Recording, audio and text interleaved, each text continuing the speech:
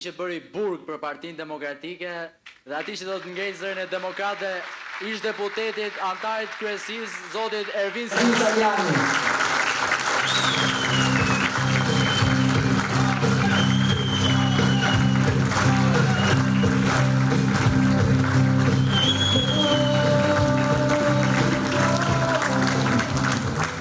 Të nderuar qytetar, më nderoni t'ju përcjell me emocion një falenderim zemre nga të radhat që i bëj edhe të shkruar për arsye se ky është një moment i rëndësishëm me Partinë Demokratike ku çdo fjalë ka peshë, ku çdo diskutim ka diskutim që krijon një valë të rëndësishme për Partinë Demokratike dhe për të ardhmen e saj.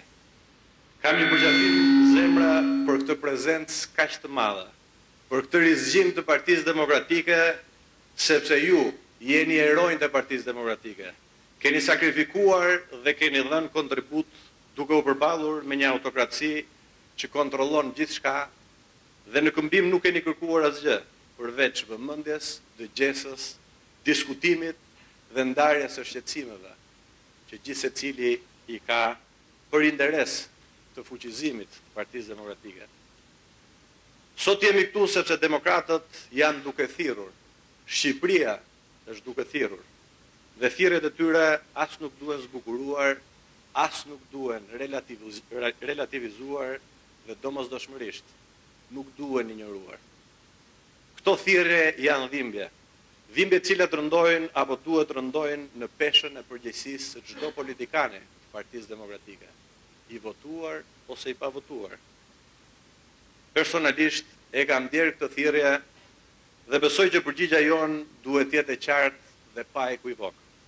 Partia Demokratike duhet përgatitet të udhëheqë ndryshimin që të gjithë po presin. Dhe ky ndryshim pa diskutim që fillon edhe nga kjo sallë si takimi i parë që po zhvillojmë me demokratët.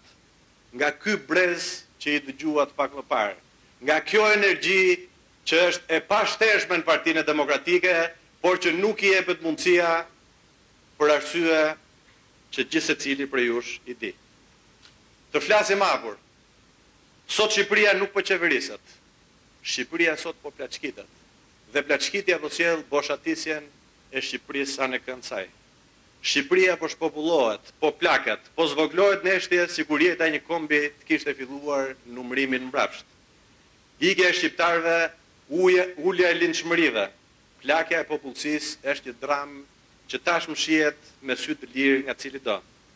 Shërbimet publike duken si në mesjet.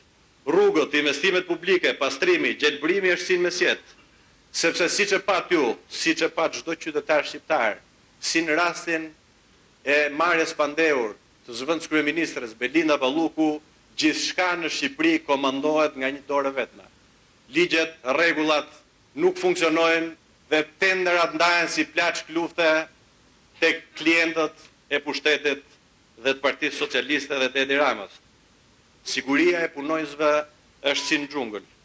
Shëndetësia është mizerabël dhe çdo koncesion ka përfunduar duke u hetuar në spak, ndërkohë që milionat e eurove kanë përfunduar në xhepat e qeveritarëve apo njerëzve të lidhur me ta. Arsimi është i kapur, i politizuar, mediokër. Administrata e mbushur me arabak, me njerëz pa ditur, pa kulturë, pa etik, pa asnjë përgjegjësi për shërbimin ndaj qytetarëve. Ka një distancë të padurueshme midis shtetit dhe qytetarëve. Dhe ajo distancë është krijuar me qëllim për t'i pasur njerëz të dobët, të eshtër, të varur, të friksuar. Sot krimi i organizuar vendos gjithçka dhe fatkeqësisht Durrësi është një prej simboleve të kontrollit të krimit organizuar të çdo detaj që lidhet me jetën publike të qytetit. Ju e keni parë se si porti i Durrësit është kthyer në han pa porta për të shkarkuar drogën e gjithë dynjas dhe siç e thot raporti i Departamentit Amerikan të Shtetit për ta bërë të mundur që Shqipëria të jetë qendër tranziti për drograt e forta si kokaina dhe si heroina dhe se si Edi Rama ja ka lënë në kontroll klanit të troplinëve kontrollin e këtij porti. Ju e dini se si porti i Durrësit u dha për 2 lekë, ndërkohë që duhet jepej, nëse duhet jepej, për të përfituar qytetarët e Durrësit miliarda euro, ndërkohë që miliardat e eurove shkojnë tek kalabari dhe tek njerëzit e lidhur me Edi Ramën në Durrës. Sot ka një pushtet që e ka zhveshur shtetin nga çdo vlerë, nga çdo parim, nga çdo turp publik. Sepse në krye të qeverisjes Republikës Shqipërisë, prej thuajse 13 vitesh tani më, kemi njëri që nuk skuqet, që nuk zverdhat, që nuk djen turp. Ai është Edi Rama, që duhet të ishte kryeministri i Republikës Shqipërisë, por është autokrati që përfaqëson një grush njerëzish. Edi Rama thotë se shpopullimi është problem global dhe ofendon inteligjencën, historinë, sakrificat dhe një dramë kombëtare. Si mund të jetë global fakti që 40% e popullsisë është larguar? Kjo nuk është statistik, është kamban mortore për një kombë. Qytetarë shqiptarë janë krenaria jonë më e pastër në çdo cep të globit. Kudo ku kanë shkuar, kanë shkëlqyer, profesionistë të përkushtuar, të ndershëm, punëtor, të bukur në shpirt dhe në fytyrë. E mbani mend besoj pandemin se si çdo natë shfaqeshin në mediat shqiptare mjek dhe infermier, punëtor, profesionistë tanë që shpëtonin jetë dhe shërbenin në vendet më të zhvilluara të botës. I shikonim dhe krenoheshim. Dhe ikosisht pyesnim pse nuk janë këtu, pse nuk punojnë mira njerëz si këta në vendin tonë. Sepse Shqipëria dhe qeverisja e Shqipërisë nuk ju ka dhënë shpresë, sepse nuk ju ofroi mundësi, sepse u mbylli derën, pastaj i çortoi dhe i largoi. E vërteta është kjo. Ne kemi të buar fytyrën më të bukur të Shqipërisë, por ata nuk e kanë harruar vendin. Ata e duan Shqipërinë dhe presin prej nesh një gjë të thjeshtë. T'i japim që të gjithë bashkë arsye që të kthehej në Shqipëri. Të dashur demokrat, sot është koha për të folur edhe për ne, për demokratët. Sot, pritshmëritë e shqiptarëve janë të mëdha. Do të na urrejë çdo demokrat nëse nuk i përgjigjemi në kohë shqetësimit të tyre. Është e vërtetë si drita e diellit. Edi Rama dhe Partia Socialiste nuk zhvillojnë zgjedhje të lira dhe të ndershme. I kanë goditur zgjedhjet, i kanë vlerësuar, i kanë rrethuar votuesit. Ata kanë patronazhim kapilar të çdo qendre votimi dhe njohin emër për emër duke gjurmuar votuesit deri ditën e fundit në kutinë e votimit. Edi Rama përdor mjete të ndyra në politik dhe e kam thënë dhe e kam përsëritur që e ka prishur procesin politik në Shqipëri. E ka bërë politikën të papërgjegjshme, të shturur, pa mision dhe pa kontratë me njerëzit. Zgjedhjet janë si një luftë mes ndërvarësisë për bukën e gojës, shtrëngimin me vendin e punës apo sipërmarrjen, zhvlerësimit qytetarit të lirë dhe pa diskutim përdorimit të krimit organizuar në formë kapilare. Por të dashur miq, duhet ta themi hapur dhe me sinqeritet. Një tjetër shkak është paaftësia e opozitës. E Partisë Demokratike si forca më e madhe opozitare në vend. Për të qenë binca, për të nxjerrë shqiptarët drejt kutive të votimit, për të fituar zgjedhjet. Zgjedhjet e pjesëme lokale janë një sinjal i fortë që duhet ta lexojë gjithë secili prej nesh. Edi Rama arriti të nxirrte me gjithë represionin 15.000 votues në Vlorë, por ne nuk arritëm të nxjerrim dot më shumë apo rreth 2.500. E njëjtë gjë në Berat, e njëjtë gjë në Cerrik, e njëjtë gjë në Tepelen. Kjo më bëri të reflektoj dhe të kuptoj që ne duhet i dëgjojmë demokratët për arsyet se pse demokratët nuk dalin të votojnë. Se ne jemi të qartë.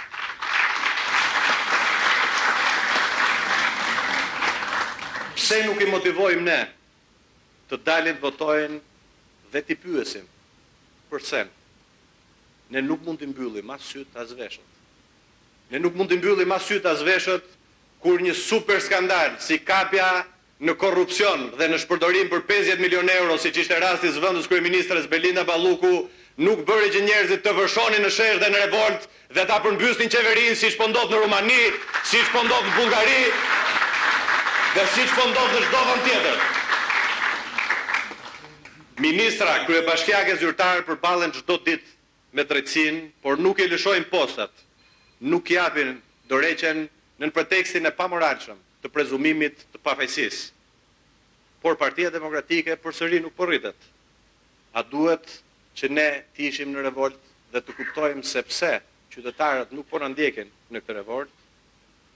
Personalisht e ndjej plagën tuaj dhe të çdo demokrati. Humbjet apo vjedhjet na kanë ulur kokën, na kanë kryer shpirtin, e di zhgënjimin, arresën, i di problemet me listat e mbyllura, kam reaguar nga burgu në atë moment, I di një pjesë të alatëve pa pesh, vendimet e imponuara, mos përfilljet, largimi nga realiteti njerëzve, mungesën e shpresës, mosdhënien e llogarisë, mos takimet edhe tani 7 muaj pas zgjedhjeve dhe mos mbajtjen e asnjë lloj përgjegjësie. E ndjej dhimbjen e militantët që ka qëndruar në shijen të ftohtë. Kemi qëndruar bashkë. Lufton por nuk dëgohet. Demokratët janë lodhur. Kjo është e vërteta dhe ne nuk duhet të kemi frikë që t'i themi të vërtetat ashtu siç janë. Dhe për mua kjo është plaga jonë më e madhe si parti. Dhe çdo drejtues duhet ta shohë këtë ashtu siç është. Duhet i dëgjojë demokratët që me masivitetin e tyre edhe në këtë takim tregojnë dhe po tregojnë që duhet të dëgjohet. Mos dëgjimi i tyre është një gabim i rëndë. Por të dashur motra dhe vëllezër, unë di dhe diçka tjetër. Partia Demokratike nuk është një parti politike. Nuk është vetëm një parti politike. Të ishte e tillë me çfarë ka ndodhur gjatë këtyre viteve, Partia Demokratike nuk do të kishte mbijetuar dot. Por Partia Demokratike është një vokacion, është një pasuri kombëtare, është institucioni i ndryshimeve historike për shqiptarët, ajo mbetet një fuqi politike e jashtëzakonshme. Por ajo duhet të hapet, të ripërtërihet, të zgjohet, të rinovohet, të besojë tek brezi i ri, të kombinojë përvojën me freskinë dhe pa diskutim të fitojë. Freskia sjell shpresë.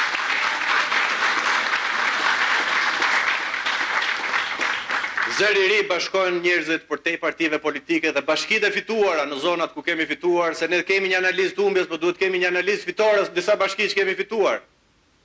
Zëri i ri ka sjellë shpresë dhe shpresa ka sjellë fitore në disa bashki për shkak të kombinimit të këtyre faktorëve.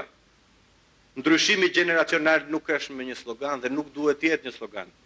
Është oksigjen politik për Partinë Demokratike, është kushti domosdoshëm për të qenë fitues dhe për rikthimin e shpresës për ndryshim që mezi e presin jo vetëm demokratët, por gjithë qytetarët shqiptarë.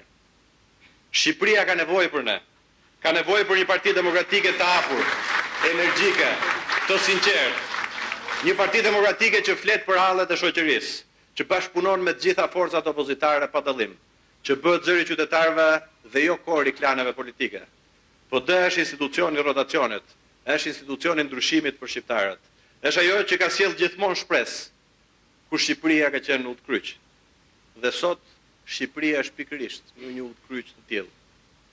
Dhe po duhet ta themi me zë të lartë dhe pas një kompleks, siç e thanë me zë të sinqertë të gjithë të rinjt që folën më përpara. Ne e kemi forcën për ta sjellë rotacionin në këtë Shqipëri. Ne kemi forcën për ta fituar. Dhe fitoria nuk është një opsion. Fitoria është një përgjegjësi historike dhe fitoria është detyrim për Partinë Demokratike, është detyrim që i kemi shqiptarëve, është detyrim që i kemi demokratëve. Ne mundemi, duhet dhe do ta mundim Edi Ramon dhe besoj që ky është zotimi në çdo sallë, në çdo rrugic, në çdo lagje, në çdo fshat. Miqtë e mi, kjo nuk është ora e iluzioneve, as e frikës, as e cinizmit. Kjo është ora e kurajos, është ora e përgjegjësisë, është ora e vendimeve të mëdha, është ora që ta themi me zë të lartë, Partia Demokratike duhet të hapet. Të ngrihemi në lartësinë e pritshmërive të shqiptarëve, të freskohemi, të trokasim në çdo derë, të rikthejmë shpresën te vendi që po na ikën ndërduar. Le ta duam më shumë Shqipërinë. Ti shërbejmë më mirë asaj, le ta bëjmë politikën sërish një fjalë të mirë, një punë të ndershme që i thërret qytetarët të vinë. Le të jemi njerëz të hapur, të sinqertë, të guximshëm për t'i dhënë të gjithëve një mundësi të re dhe pa diskutim një mundësi të re Shqipërisë tonë të bekuar nga Zoti. Unë kam një thirrje sot për të gjithë demokratët, për të gjithë shqiptarët. Bashkohuni me ne. Ne do ta mundim Edi Ramën të gjithë bashkë, të hapur, të bashkuar, të ripërtërir dhe do t'i sjellim Shqipërisë ndryshimin. Fitore, fitore, fitore të gjithëve.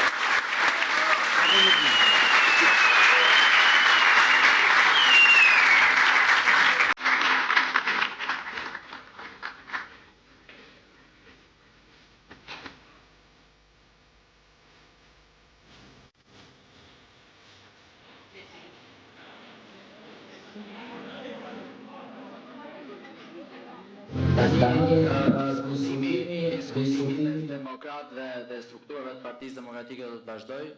Do i luteshim mediat të njoftojnë mbylljen e këtij takimi, ndërsa demokratët i ftoj të jemi gjithë së bashku në diskutime me njëri tjetrin.